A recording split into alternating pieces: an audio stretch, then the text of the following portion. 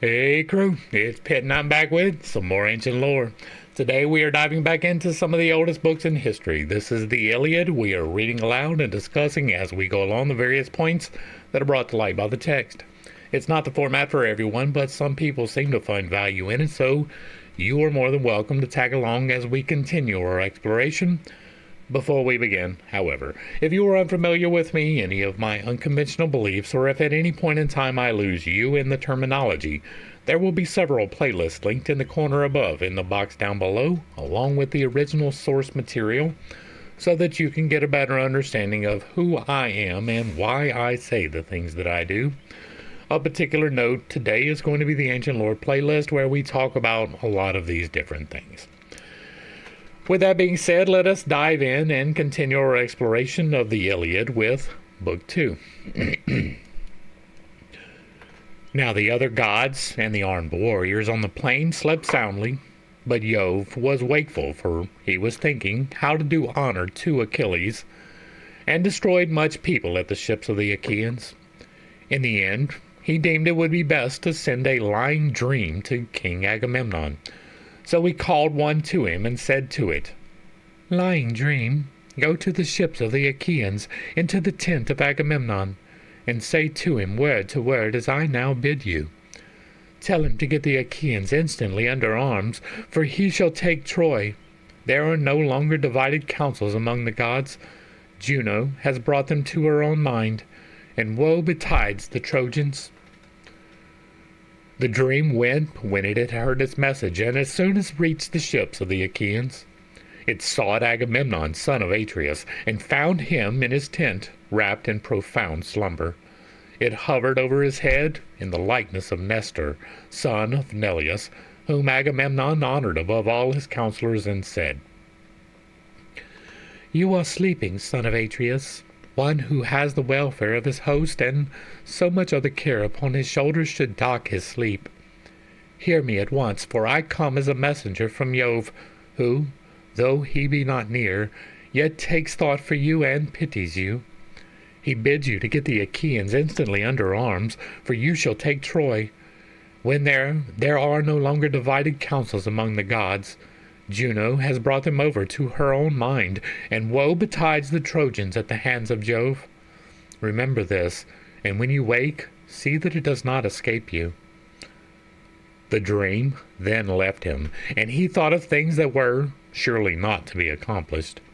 He thought that on the same day he was to take the city of Priam, but he little knew what was in the mind of Jove, who had many another hard-fought fight in store alike for Danaans and Trojans. Then, presently, he woke, with the divine message still ringing in his ears. So he sat upright and put on his soft shirt so fair and new, and over this his heavy cloak.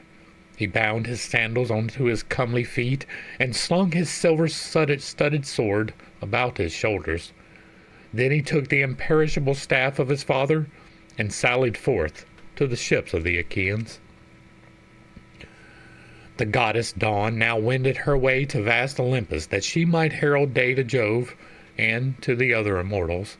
And Agamemnon sent his criers round to call the people in assembly. So they called them, and the people gathered thereon. But first he summoned a meeting of the elders at the ship of Nestor, king of Pylos. And when they were assembled, he laid a cunning counsel before them. "My friends," said he, "I have had a dream from heaven in the dead of night, and its face and figure resembled none but Nestor's. It hovered over my head and said, 'You are sleeping, son of Atreus. One who has the welfare of his host and so much other care upon his shoulders should dock his sleep. Hear me at once, for I am the messenger from Jove, who, though he be not near, yet takes thought for you and pities you. He bids you to get the Achaeans instantly under arms, for you shall take Troy. There are no longer divided counsels among the gods. Juno has brought them over to her own mind, and woe betides the Trojans at the hands of Jove. Remember this." The dream vanished, and I awoke. Let us now, therefore, arm the sons of the Achaeans. But it will be well that I should first sound them, and to this end I will tell them to fly with their ships.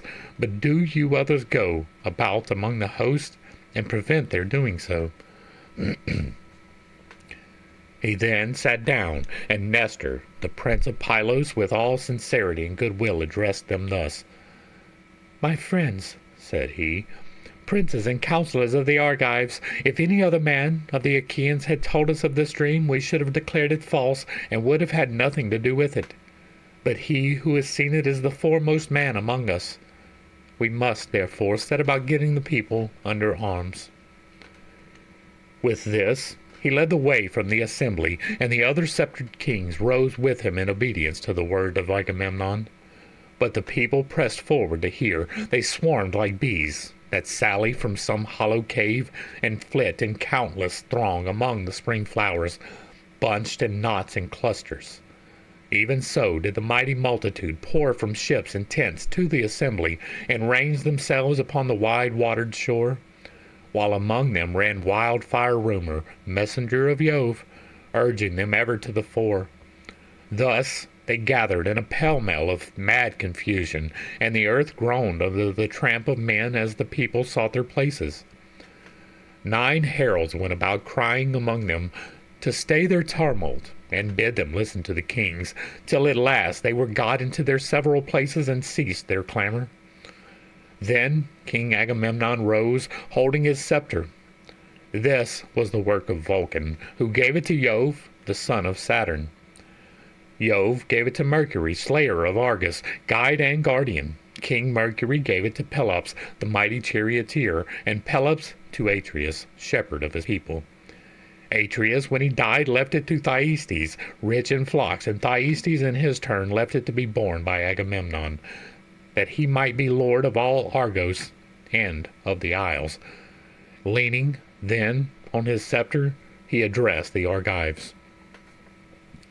"My friends," he said, "heroes, servants of Mars, the hand of heaven has been laid heavily upon me. Cruel Jove gave me his solemn promise that I should sack the city of Priam before returning, but he has played me false, and is now bidding me to go ingloriously back to Argos with the loss of much people. Such is the will of Jove, who has laid many a proud city in the dust, and he will yet lay others, for his power is above all. It will be a sorry tale hereafter that an Achaean host, at once so great and valiant, battled in vain against men fewer in number than themselves. But as yet the end is not in sight.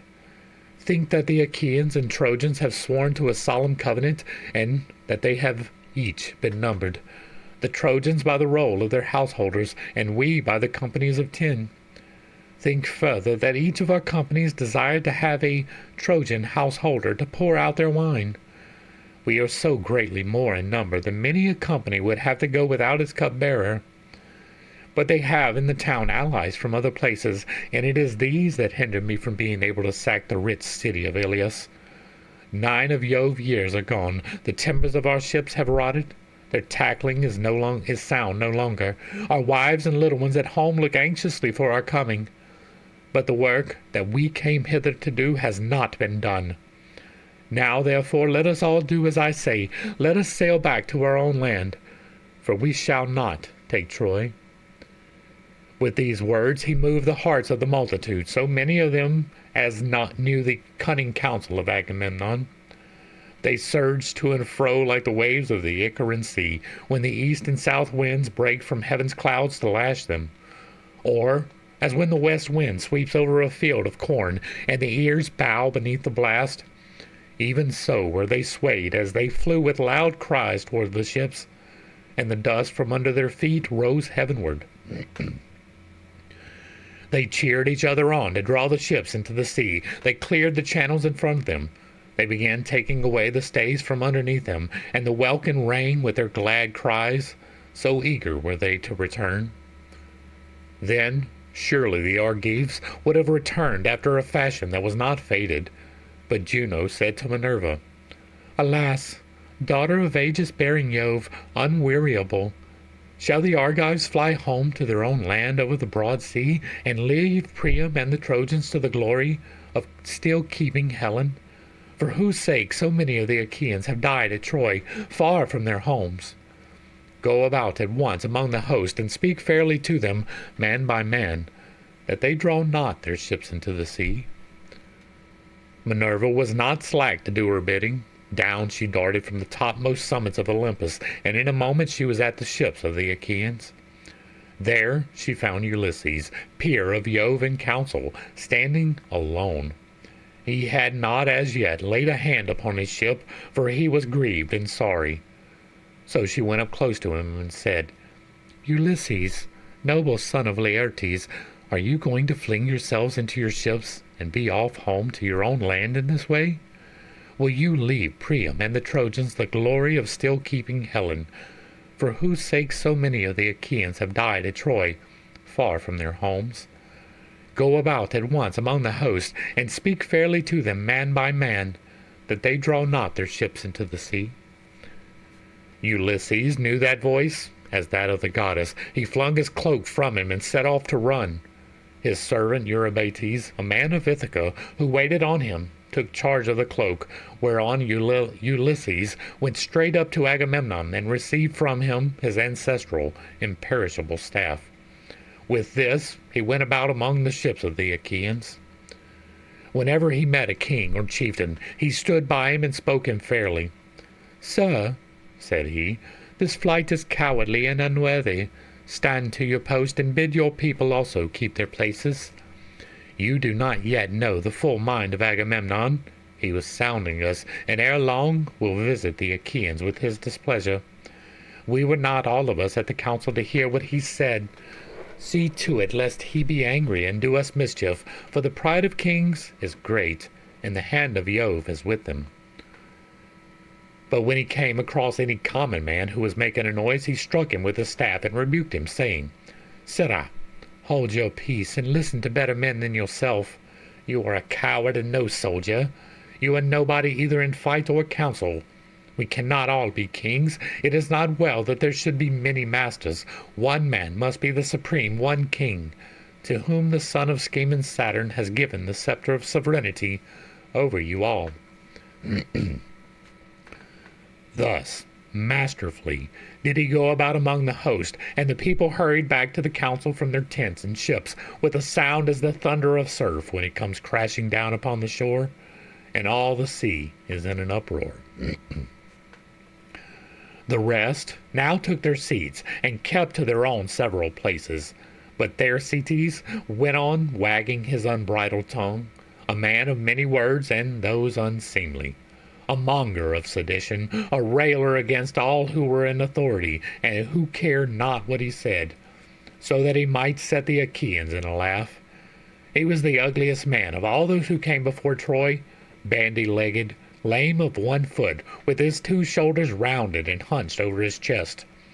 His head ran up to a point, but there was little hair on the top of it. Achilles and Ulysses hated him worst of all, for it was with them that he was most wont to wrangle. Now, however, with a shrill, squeaky voice, he began heaping his abuse upon Agamemnon. The Achaeans were angry and disgusted, yet, none the less, he kept on brawling and bawling at the son of Atreus. "Agamemnon," he cried, "what ails you now, and what more do you want? Your tents are filled with bronze and with fair women, for whenever we take a town, we give you the pick of them. Would you have yet more gold, which some Trojan is to give you as ransom for his son, when I or another Achaean is taken in prisoner? Or is it some young girl to hide and lie with? It is not well that you, the ruler of the Achaeans, should bring them into such misery. Weakling cowards, women rather than men, let us sail home, and leave this fellow here at Troy to stew in his own meads and honor, and discover whether we were of any service to him or no. Achilles is a much better man than he is, and see how he has treated him, robbing him of his prize and keeping it himself. Achilles takes it meekly, and shows no fight. If he did, son of Atreus, you would never again insult him." Thus railed Thersites, but Ulysses at once went up to him and rebuked him sternly. "Check your glib tongue, Thersites," said he, "and babble not a word further. Chide not with princes when you have none to back you. There is no viler creature come before Troy with the sons of Atreus. Drop this chatter about kings. and neither revile them nor keep harping about going home. We do not yet know how things are going to be, nor whether the Achaeans are to return with good success or evil. How dare you jibe at Agamemnon because the Danaans have awarded him so many prizes? I tell you, therefore, and it shall surely be, that if I again catch you talking such nonsense, I will either forfeit my own head and be no more called father of Telemachus, or I will take you, strip you stark naked, and whip you out of the assembly till you go blubbering back to the ships. On this he beat him with his staff about the back and shoulders, till he dropped and fell a-weeping. The golden scepter raised a bloody wheal on his back, so he sat down frightened and in pain, looking foolish as he wiped the tears from his eyes. The people were sorry for him, yet they laughed heartily, and one would turn to his neighbor, saying, Ulysses has done many a good thing ere now in fight and council, but he never did the Argives a better turn than when he stopped this fellow's mouth from prating further. He will give the kings no more of his insolence. Thus said the people. Then Ulysses rose, scepter in hand, and Minerva, in the likeness of a herald, bade the people be still, that those who were far off might hear him and consider his counsel. Therefore, with all sincerity and goodwill, addressed them thus. King Agamemnon, the Achaeans are for making you a byword among all mankind. They forget the promise they made you when they set out from Argos, that you should not return till you had sacked the town of Troy. And like children or widowed women, they murmur and would set off homeward. True it is that they have had toil enough to be disheartened. A man chafes at having to stay away from his wife, even for a single month when he is on shipboard, at the mercy of wind and sea. But it is now 9 long years that we have been kept here. I cannot, therefore, blame the Achaeans if they turn restive. Still, we shall be shamed if we go home empty after so long a stay. Therefore, my friends, be patient yet a little longer, that we may learn whether the prophesying of Calchas were false or true. All who have not since perished must remember, as though it were yesterday or the day before, how the ships of the Achaeans were detained in Aulis when we were on our way hither to make war on Priam and the Trojans. We were ranged round about a fountain, offering hecatombs to the gods upon their holy altars, and there was a fine plane tree from beneath which there welled a stream of pure water. Then we saw a prodigy, for Jove sent a fearful serpent out of the ground with blood-red stains upon its back, and it darted from under the altar onto the plane tree. Now there was a brood of young sparrows, quite small upon the topmost bough, peeping out from under the leaves, 8 in all, and their mother that hatched them made 9. The serpent ate the poor cheeping things, while the old bird flew about lamenting her little ones. But the serpent threw his coils about her, and caught her by the wing as she was screaming. Then, when he had eaten both the sparrow and her young, the god who had sent him made him become a sign. For the son of scheming Saturn turned him into stone, and we stood there wondering at that which had come to pass.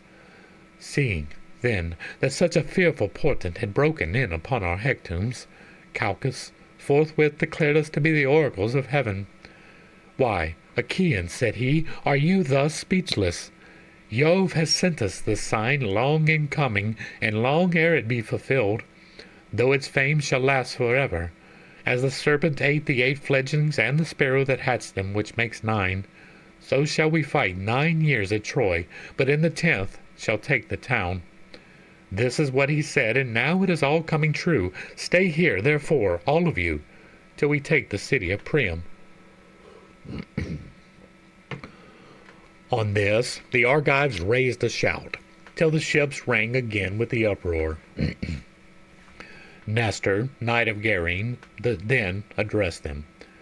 Shame on you, he cried, to stay talking here like children when you should fight like men. Where are our covenants now, and where are the oaths that we have taken?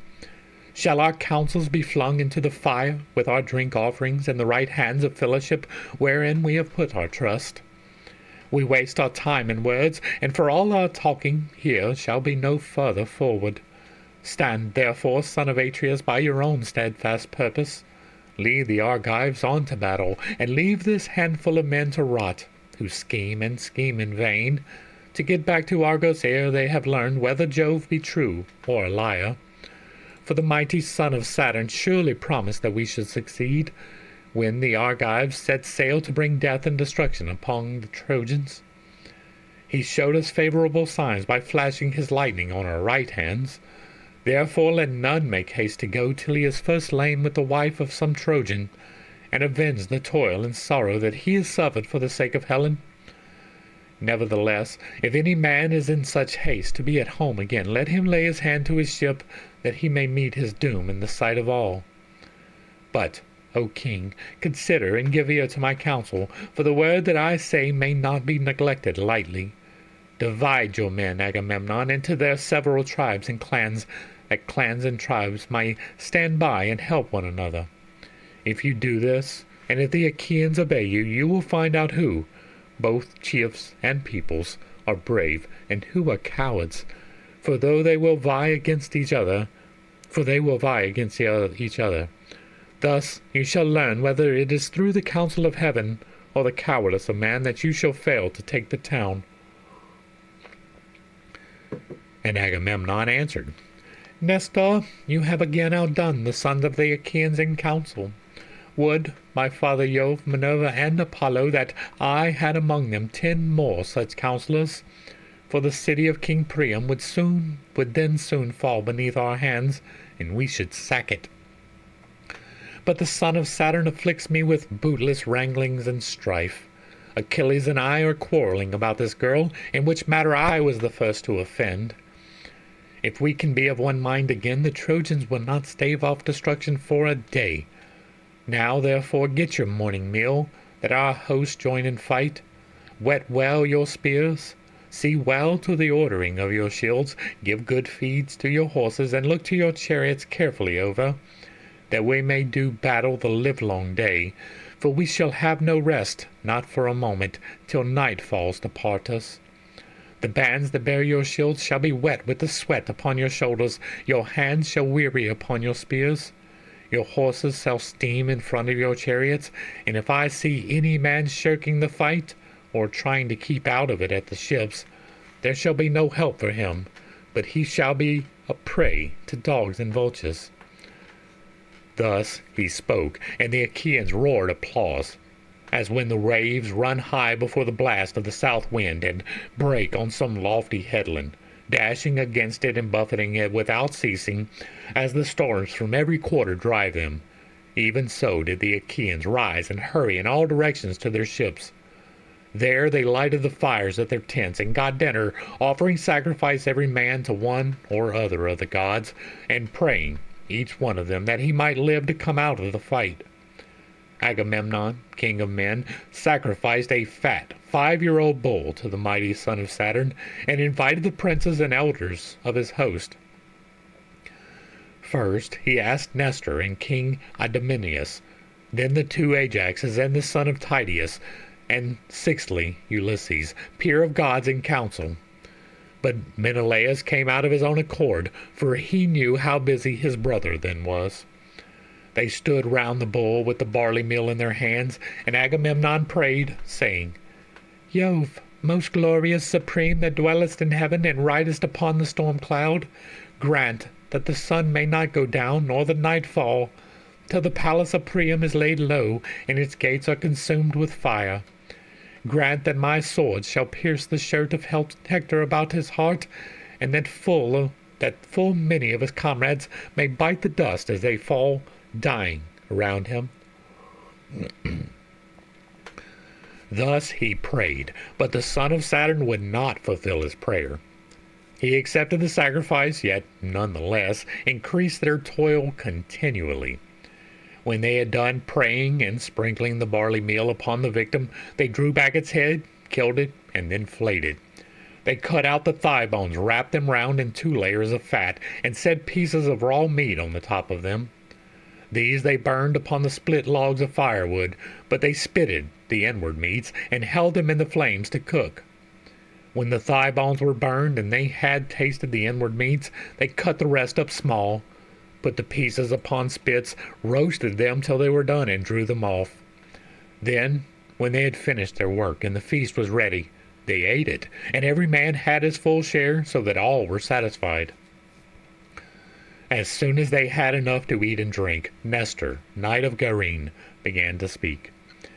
"King Agamemnon," said he, "let us not stay talking here, nor be slack in the work that heaven has put into our hands. Let the heralds summon the people to gather at their several ships. We will then go about among the host, that we may begin fighting at once." Thus did he speak, and Agamemnon heeded his words. He at once sent the criers round to call the people in assembly. So they called them, and the people gathered thereon. The chiefs about the son of Atreus chose their men and marshaled them, while Minerva went among them, holding her priceless aegis that knows neither age nor death. From it there waved 100 tassels of pure gold, all deftly woven, and each one of them worth 100 oxen. With this she darted furiously everywhere among the host of the Achaeans, urging them forward, and putting courage into the heart of each, so that he might fight and do battle without ceasing. Thus war became sweeter in their eyes even than returning home in their ships, as when some great forest fire is raging upon a mountain top, and its light is seen afar. Even so, as they marched, the gleam of their armor flashed up into the firmament of heaven. They were like great flocks of geese or cranes or swans on the plain about the waters of Castor, that wing their way hither and thither, glorying in the pride of flight, and crying as they settle till the fen is alive with their screaming. Even thus did their tribes pour from ships and tents onto the plain of Scamander, and the ground rang as brass under the feet of men and horses. They stood as thick upon the flower-bespangled field as leaves that bloom in summer. As countless swarms of flies buzz around a herdsman's homestead in the time of spring, when the pails are drenched with milk, even so did the Achaeans swarm onto the plain to charge the Trojans and destroy them. The chiefs disposed their men this way and that before the fight began, drafting them out as easily as goat herds draft the flocks when they have got mixed while feeding.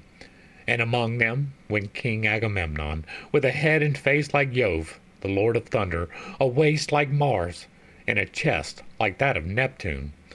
As some great bull that lords it over the herds upon the plain, even so did Jove make the son of Atreus stand peerless among the multitude of heroes. And now, O Muses, dwellers in the mansion of Olympus, tell me, for you are goddesses and are in all places, so that you see all things, while we know nothing but by report. Who were the chiefs and princes of the Danaans? As for the common soldiers, they were so that I could not name every single one of them, though I had 10 tongues, and though my voice failed not and my heart were of bronze within me, unless you, O Olympian Muses, daughters of aegis-bearing Jove, were to recount them to me. Nevertheless, I will tell the captains of the ships and the fleet together. Peneleos, Leides, Arcesilaus, Prothoenor, and Clonius were captains of the Boeotians. These were they that dwelt in Hieria and rocky Aulius, and who held Sconius, Scolus, and the highlands of Etonius, with Thespia, Graea, and the fair city of Mycalessus. They also held Harno, Elysium, and Erythea, and they had Ilion, Hyle, and Petion, Ocalia, and the strong fortress of Medion, Cope, Utrissus, and Thisbe, the haunt of doves, Coronia, and the pastures of Haliartus, Plataea and Glycias, the fortress of Thebes, the less, holy on Chestus, with its famous grove of Neptune, Arne, rich in vineyards, Medea, sacred Nyssa and Anthedon, upon the sea. From these there came 50 ships, and in each were 120 young men of the Boeotians. Ascalaphus and Elymenius, son of Mars, led the people that dwelt in Aspledon and Orocomenius, the realm of Minyas. Astyoche, a noble maiden, bore them in the house of Actor, son of Azeus, for she had gone with Mars secretly into an upper chamber, and he had lain with her. With these there came 30 ships. The Phocaeans were led by Schedius and Epistrophus, sons of mighty Iphitus, son of Noblius. These were they that held Cyprassius, rocky Pytho, holy Chrysia, Dolius, and Panopeus. They also that dwelt in Anamoria and Hyampolis, and about the waters of the river Cephissus, and Lilaea by the springs of the Cephissus. With their chieftains came 40 ships, and they marshalled the forces of the Phocaeans, which were stationed next to the Boeotians on their left. Ajax, the fleet son of Oileus, commanded the Locrians. He was not so great, nor nearly so great, as Ajax, the son of Telamon. He was a little man, and his breastplate was made of linen, but in use of the spear he excelled all the Hellenes and the Achaeans. These dwelt in Sinus, Opus, Calliaris, Bessa, Scarphae, fair Algae, Tarphae, and Thronium, about the river Boagrius. With him there came 40 ships of the Locrians, who dwell beyond Euboea. The fierce Abantes held Euboea with its cities, Chalcis, Eretia, Histiaea, rich in vines, Cerinthius upon the sea, and the rock-perched town of Dium. With them were also the men of Carystus and Styra. Elephenor of the race of Mars was in command of these. He was the son of Chalcodon, and the chief over all the Abantes. With him they came, fleet of foot, and wearing their hair long behind, brave warriors, who would ever strive to tear open the corselets of their foes with their long ashen spears. Of these there came 50 ships. And they that held the strong city of Athens, the people of great Erechtheus, who was born of the soil itself, but Jove's daughter Minerva fostered him, and established him at Athens in her own rich sanctuary. There, year by year, the Athenian youths worship him with sacrifices of bulls and rams. These were commanded by Menestheus, son of Peteos. No man living could equal him in the marshalling of chariots and foot soldiers. Nestor could alone rival him, for he was older. With him there came 50 ships. Ajax brought 12 ships from Salamis, and stationed them alongside those of the Athenians. The men of Argos, again, and those who held the walls of Tiryns, with Hermione and Asine upon the Gulf, Troezene, Ione, and the vineyard lands of Epidaurus, the Achaean youths, moreover, who came from Aegina and Maces. These were led by Diomed of the loud battle cry, and Statinius, son of famed Capaneus. With them in command was Euryalus, son of King Mecisteus, son of Talus, but Diomed was chief over them all. And with these there came 80 ships. Those who held the strong city of Mycenae, rich Corinth and Cleone, Orone, Erythrae, and Lycon, where Adrastus reigned of old, Hyperesia, High Gonicia, and Pellene, Aegeum, and all the coastland round about Helice. These sent 100 ships under the command of King Agamemnon, son of Atreus. His force was far both finest and most numerous, and in their midst was the king himself, all glorious in his armor of gleaming bronze, foremost among the heroes, for he was the greatest king and had the most men under him. And those that dwelt in Lacedaemon, lying low among the hills, Pharis, Sparta, with Messae, the haunt of doves, Bryciae, Augiae, Amyclae, and Helos upon the sea, Laas, moreover, and Attalius. These were led by Menelaus of the loud battle cry, brother to Agamemnon, and of them there were 60 ships drawn up apart from the others. Among them went Menelaus himself, strong in zeal, urging his men to fight, for he longed to avenge the toil and sorrow that he had suffered for the sake of Helen. The men of Pylos and Arene and Thyrum, where is the ford of the river Alpheus, strong Iepe, Cyparasius, and Amphigenia, Patilium, Helios, and Dorium, where the Muses met Thamyris, and stilled his minstrelsy forever. He was returning from Oechalia, where Eurytius lived and reigned, and boasted that he would surpass even the Muses, daughters of aegis-bearing Jove, if they should sing against him, whereon they were angry and maimed him. They robbed him of his divine power of song, and thenceforth he could strike the lyre no more. These were commanded by Nestor, knight of Gerene, and with him there came 90 ships. And those that held Arcadia, under the high mountains of Cyllene, near the tomb of Aeptius, where the people fight hand to hand. The men of Phineus also, and Orchomenius, rich in flocks of Rhepae, Stratae, and bleak Enispe, of Tegea and fair Manatea, of Stymphelus and Pharisea. Of these kings, Agapenor, son of Ancaeus, was commander, and they had 60 ships. Many Arcadians, good soldiers, came in each one of them.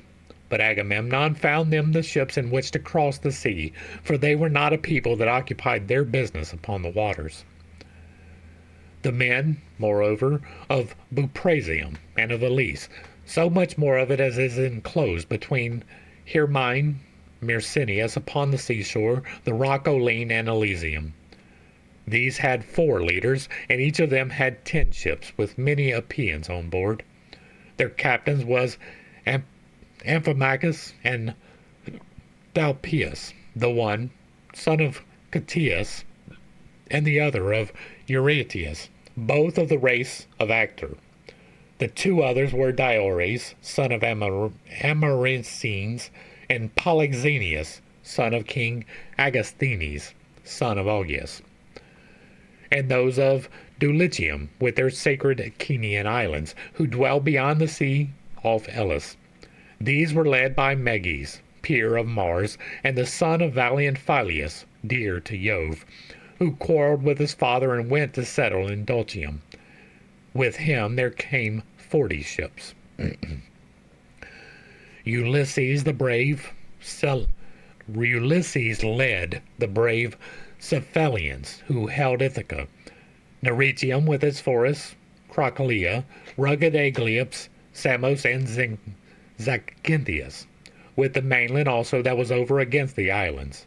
These were led by Ulysses, peer of Jove in council, and with him there came 12 ships. Thoas, son of Andranion, commanded the Aetolians, who dwelt in Pleuron, Olenius, Pylene, Chalcis by the sea, and rocky Calydon, for the great king Oeneus had now no sons living, and was himself dead, as was also golden-haired Meleager, who had been set over the Aetolians to be their king. And with Thoas there came 40 ships. The famous spearsman Idomeneus led the Cretans, who also held Cnossus and their well-walled city of Gortys, Lyctus also, Melitius, and Lycastris that lies upon the chalk, the populous towns of Phastrius and Rhytium, and with the other peoples that dwelt in the 100 cities of Crete. All these were led by Idomeneus and by Meriones, peer of murderous Mars, and with these there came 80 ships. Tlepolemus, son of Hercules, a man both brave and large of stature, brought 9 ships of lordly warriors from Rhodes. These dwelt in Rhodes, which is divided among the 3 cities of Lindus, Ilesius, and Camarius, that lies upon the chalk. These were commanded by Tlepolemus, son of Hercules, by Astyochea, whom he had carried off from Ephyria on the river Selleus, after sacking many cities of valiant warriors. When Tlepolemus grew up, he killed his father's uncle Lysimenius, who had been a famous warrior in his time, but was then grown old. On this he built himself a fleet, gathered a great following, and fled beyond the sea, for he was menaced by the other sons and grandsons of Hercules. After a voyage during which he suffered great hardship, he came to Rhodes, were the people divided into 3 communities according to their tribes, and were dearly loved by Jove, the Lord of gods and men, wherefore the son of Saturn showered down great riches upon them. And Nereus brought 3 ships from Cyme. Nereus, who was the handsomest man that ever came up under Iliad of all the Danaans, after the son of Peleus, but he was a man of no substance, and had but a small following. And those that held Niceris, Crapathus, and Cassus, with Cos, the city of Eurypylus, and the Caledonian islands, these were commanded by Phidippius and Antiphus, 2 sons of King Thessalus, the son of Hercules, and with them there came 30 ships. Those again who held Pelasgic Argos, Alos, Alope, and Trachis, and those of Pythia and Hellas, the land of fair women, who were called Myrmidons, Hellenes, and Achaeans. These had 50 ships, over which Achilles was in command. But they now took no part in the war, inasmuch as there was no one to marshal them. For Achilles stayed by his ships, furious about the loss of the girl Briseis, whom he had taken from Lyrnessus at his own great peril, when he had sacked Lyrnessus and Thebe, and had overthrown Mynes and Epistrophus, sons of King Evenor, son of Selepus. For her sake Achilles was still grieving, but ere long he was again to join them. And those that held Phylace in the flowery meadows of Piraeus, sanctuary of Ceres, Iton, the mother of sheep, Antrim upon the sea, and Pteleum, that lies upon the grasslands. Of these brave Protesilaus had been captain while he was yet alive, but he was now lying under the earth. He had left a wife behind him in Phylace to tear her cheeks in sorrow, and his house was only half finished, for he was slain by a Dardanian warrior while leaping foremost of the Achaeans upon the soil of Troy. Still, though his people mourned their chieftain, they were not without a leader, for Pordaces, of the race of Mars, marshaled them. He was son of Iphiclus, rich in sheep, who was the son of Phylacus, and he was his own brother to Protesilaus, only younger, Protesilaus being at once the elder and the more valiant. So the people were not without a leader, though they mourned him whom they had lost, and with him there came 40 ships. And those that held Pherae by the Boebean lake, with Bobe, Glaphyrae, and the populous city of Alocus. These with their 11 ships were led by Emilius, son of Admetus, whom Alestius bore to him, loveliest of all the daughters of Peleus. And those that held Methone and Thaumacia, with Meliboea and rugged Olizon, these were led by the skilful archer Philoctetes, and they had 7 ships, each with 50 oarsmen, all of them good archers. But Philoctetes was lying in great pain in the island of Lemnos, where the sons of the Achaeans left him, for he had been bitten by a poisonous water snake. There he lay sick and sorry, and full soon did the Argives come to miss him. But his people, though they felt his loss, were not leaderless, for Medon, the bastard son of Oileus by Rene, set them in array. Those again of Tricca and the stony region of Itome, and they that held Oechalia, the city of Oechalian Aristus. These were commanded by the 2 sons of Asclepius, skilled in the art of healing, Podalirius and Machaon, and with them there came 30 ships. The men, moreover, of Ormenius, and by the fountain of Hyperea, with those that held Asterius, and the white crest of Titanus, those that were led by Eurypylus, the son of Eumon, and with them there came 40 ships. Those that held Argissa and Garton, Othon, Elon, and the white city of Uluson. Of these brave Polypoetes was a leader. He was son of Piritaus, who was the son of Jove himself, for Hippodamia bore him to Pirithous on the day when he took his revenge on the shaggy mountain savages, and drove them from Mount Pelion to the Ithaces. But Polypoetes was not sole in command, for with him was Leonidas, of the race of Mars, who was a son of Coronis, the son of Caeneus, and with these there came 40 ships. Gonias brought 22 ships from Cyphus, and he was followed by the Ennenes and the valiant Parabai, who dwelt about wintry Dodona, and held the lands round the lovely river Titaresius, which sends its waters into the Peneus. They do not mingle with the silver eddies of the Peneus, but flow on the top of them like oil. For the Titaresius is a branch of dread Orcus, and the river Styx. Of the Magnetes, Prothous, son of Tenthedron, was commander. They that dwelt about the river Peneus and Mount Pelion. Protheus, fleet of foot, was their leader, and with him came 40 ships. Such were the chiefs and princes of the Danaans. Who then, O Muse, was the foremost, whether man or horse, among those that followed after the sons of Atreus? Of the horses, those of the sons of Phares were by far the finest. They were driven by Emulius, and were as fleet as birds. They were of the same age and color, and perfectly matched in height. Apollo, of the silver bow, had bred them in Perea, both of them mares, and terrible as Mars in battle. Of the men, Ajax, son of Telamon, was much the foremost so long as Achilles' anger lasted. For Achilles excelled him greatly, and he had also better horses. But Achilles was now holding aloof at his ships by reason of his quarrel with Agamemnon, and his people passed their time upon the seashore, throwing discs, or aiming with spears at a mark, and in archery. Their horses stood each by his own chariot, champing lotus and wild celery.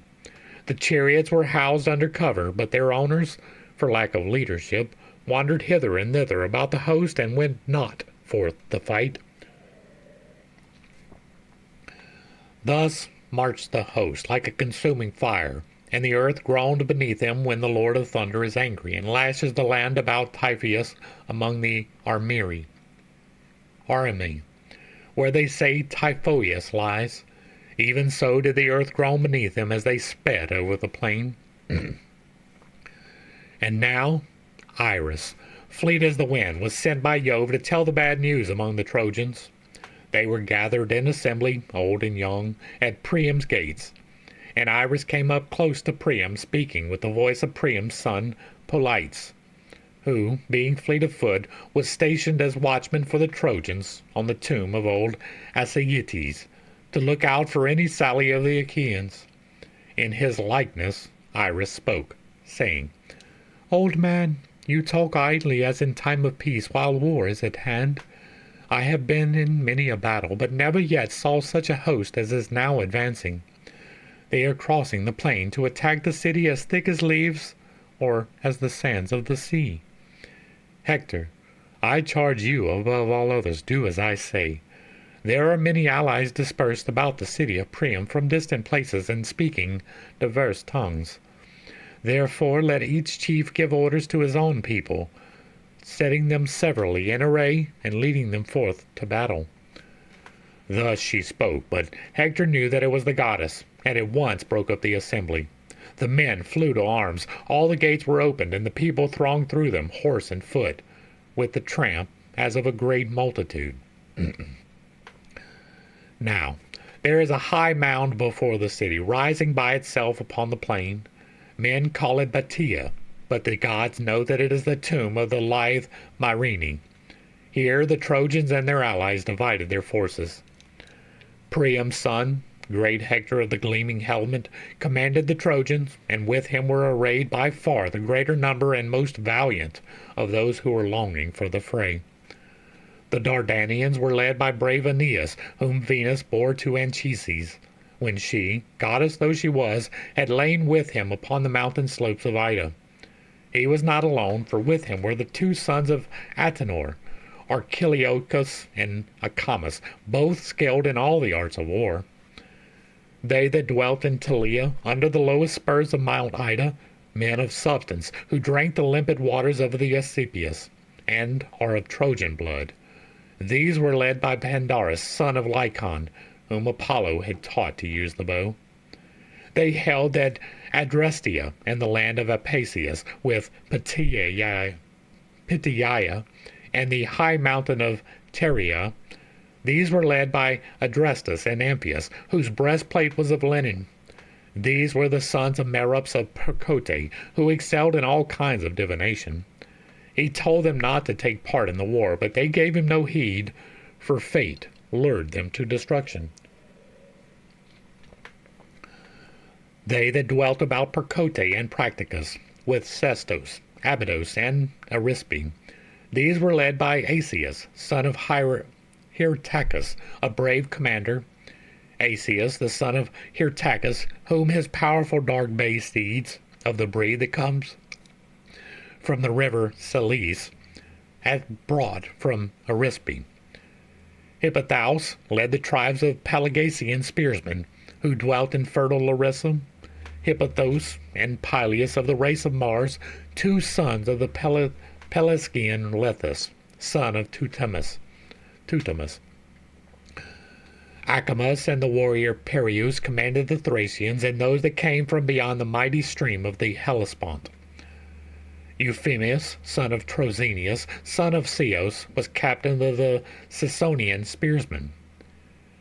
Pyracmes led the Paeonian archers from the distant Amidian, by the broad waters of the river Axius, the fairest that flow upon the earth. The Paphlagonians were commanded by stout-hearted Pylomenes from Intei, where the mules run wild in herds. These were they that held Cytorus and the country road around Sesamus, and the cities by the river Parthenius, Chroma, Aegilius, and lofty Erythene. Odius and Epistrophus were captains over the Halizoni from distant Albi, where there are mines of silver.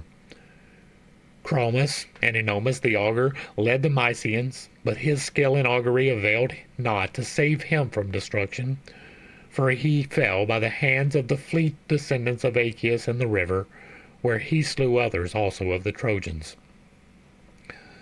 Phorcys, again, the noble Ascanius led the Phrygian from the far country of Ascania, and both were eager for the fray. Mestheles and Anthippus commanded the Meonians, son of Talamenes, born to him of the Gygaean lake. These led the Minoans, who dwelt under Mount Tmolus. Nastes led the Carians, men of strange speech. These held Miletus and the wooded mountains of Pythares, and the water of the river Meander, and the lofty crest of Mount Macali. These were commanded by Nastes and Amphimachius, the brave sons of Nomion. He came into the fight with gold about him, like a girl, fool that he was. His gold was of no avail to save him, for he fell in the river by the hands of the fleet descendant of Aeacus, and Achilles bore away his gold. Sarpedion and Glaucius led the Lycians from their distant land, by the eddying waters of the Xanthus. And that is going to bring us to the end of Book 2. Hopefully I brought a little bit of enlightenment and not too much confusion to a somewhat